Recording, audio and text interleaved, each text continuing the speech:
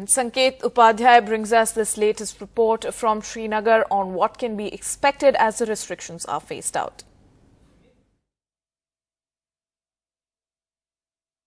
As the peace process and normalcy is returning to the valley, an attempt in that direction is being made. Traffic restrictions are being eased, communication lines are coming back on, landlines, 35,000 of them are being opened.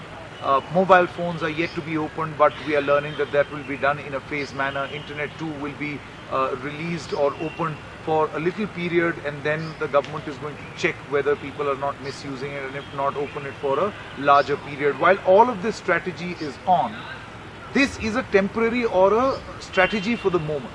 The bigger question is that amid the clampdown post the announcement of the abrogation of 370, there was an absolute clampdown, and that is why there was no untoward incident.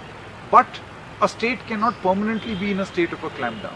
So what is the long-term strategy, and isn't the real challenge now? So what we have learned after speaking to a number of people in the Jammu and Kashmir administration as to what their long-term strategy is very, very interesting, and we have boiled it down to what they feel is the 4M approach, the 4M approach. The first M are the movers and shakers. These are the overground workers. These are people who are appear harmless but become cessationist in nature. They often move around among the intelligentsia, gather intelligence, and then their actions could incite violence. Could perhaps be a reference to the Hurriyat, could also be perhaps a reference maybe to the mainstream politicians of Jammu and Kashmir who are in detention ever since. What we have learned from the administration is that these people will be detained and released in the future. As and when there is a need felt, they will be detained and released, or kept under house arrest and released. That process is going to continue for a very, very long time, is what we have been told.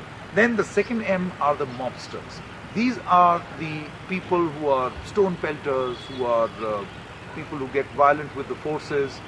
So the strategy that has been adopted for them is called a community bond.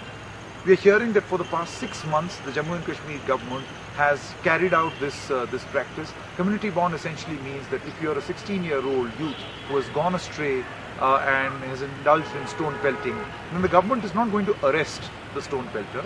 They are going to ask for 20 members or family members or relatives of that 16-year-old stone pelter to sign a bond saying that we will monitor that he does not do this again. And if the next time he is caught, then those 20 members too shall also be answerable.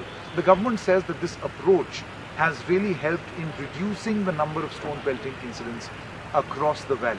And this is only going to continue. So that is one strategy as far as the mobsters are concerned.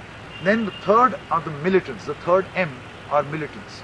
The administration feels that the army is going to take care of the border from where infiltration happens from Pakistan, since we have a volatile neighbor. There is also a feeling that since the army is going to be in an absolute alert mode in the future as well, there is a new type of a threat. The threat of these militants regrouping and using the Punjab and Jammu border to infiltrate. So while Kashmir will be secured, there could potentially be a problem in Jammu as well as Punjab. So that is a potential challenge which the administration is looking at. And the fourth M, which is very significant, are the influencers, religious influencers, particularly the Maulvis or the Maulana.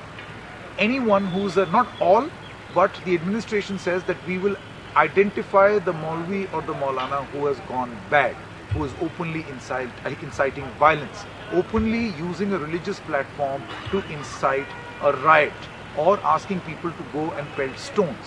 These people too will be immediately kept under arrest.